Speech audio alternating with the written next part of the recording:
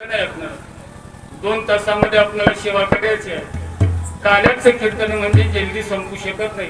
भगवंताच्या चरित्राचं जर वर्णन जर करायला गेलं, या पृथ्वीचा कागद मेरू पर्वताचा टाक आणि समुद्राची शाही जरी केलं तरी त्यांचं वर्णन करता येऊ शकत नाही. तुका म्हणे मही पत्र सिंधून पुरेशा पुरे होऊ शकत. म्हणून थोड्या वेळामध्ये आपल्या एका मुखाने त्या भगवंताचं वर्णन काय करता येईल. शस्त्रमुखाचा शेष असलेला वर्णन करत असताना तिथे जीवात चिरल्या गेल्या मला. शस्त्रमुखी शेष शिनला बापुडा शिरलिया धडा जीवा त्याच्या शेषमुखी परवर्तला जीवा चिरोनी पलंग झाला. त्याला वर्णन करता आलेलं नाही. त्या शेषाला तो पलंग होऊन राहिला. म्हणून आपल्या एका मुखाने त्या भगवंताचं काय वर्णन करता येते. तुकोबाराय म्हणतात, तुका म्हणे तुझे वर्णू कैशा परी एक मुखारी आयुष्य थोडे. आपलं आयुष्य कमी आहे आणि एका मुखाने काय भगवंताचं वर्णन आपल्याला करता येईल. थोड्या वेळामध्ये आपल्याला सेवा म्हणून करायची आहे.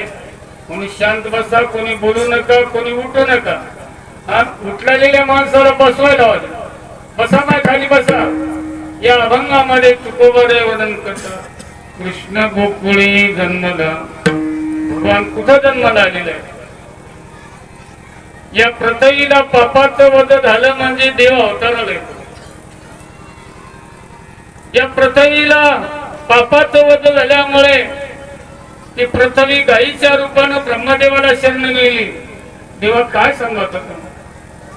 या पृथ्वीवर दुष्ट दैत्य मारलेले आहे. हे भार मला सहन होऊ शकत नाही. चला आता तुम्ही अवतार धारण करा. वत्सरूपी पृथ्वी ब्रह्मयापाशी जाय नेत्री वाहे तोय सांग कशी.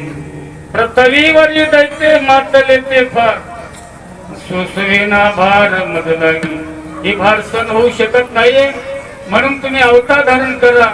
असं गायीच्या रूपानं पृथ्वी ब्रह्मदेवाला शरण गेल्यानंतर ब्रह्मदेव सगळे देव लोक मिळून कुठे गेलेले आहेत. भगवान विष्णूकडे गेले. भगवान विष्णू शेषाच्या पलंगावर झोपलेले होते. त्या ठिकाणी गेलेले शीत भगवान विष्णूला विनंती करू लागलेले आहेत, देवा चला म्हणले आता तुम्ही अवतार धारण करा. भगवान विष्णू म्हणतात शेषाला, शेषा चला म्हणले आता सगळे देव लोकांनी घराने घेऊन आलेले आहेत. शेषाप्रती बोले लक्ष्मीचा वर, चला अवतार घेऊ आता. शेषाला सांगितले चला आता अवतार आपण धारण. शेषानं सांगितलं बाबा मी अवतार धारण करू शकणार नाही. का करू शकणार नाही. राम अवतारामध्ये मी लक्ष्मण झालो. 14 वर्षाचा वनवास भोगला तुमच्या बरोबर. 14 वर्षे उपाशी राहिलो जंगलामध्ये. तारुण्य वयाची पत्नी घरी सोडून जंगलामध्ये राहिलो. शेष म्हणे आता नघ्याची अवतार. तुम्हा सगळे कष्ट बहु झाले. राम अवतारी झालो लक्ष्मण.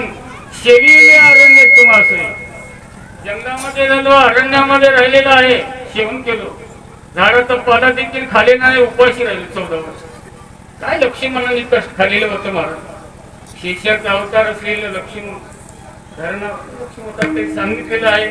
त्या अवतारामध्ये मी झालो लक्ष्मण झालो. जंगलामध्ये मी 14 वर्ष राहिलो. आता अवतार मी धारण करू शकणार नाही.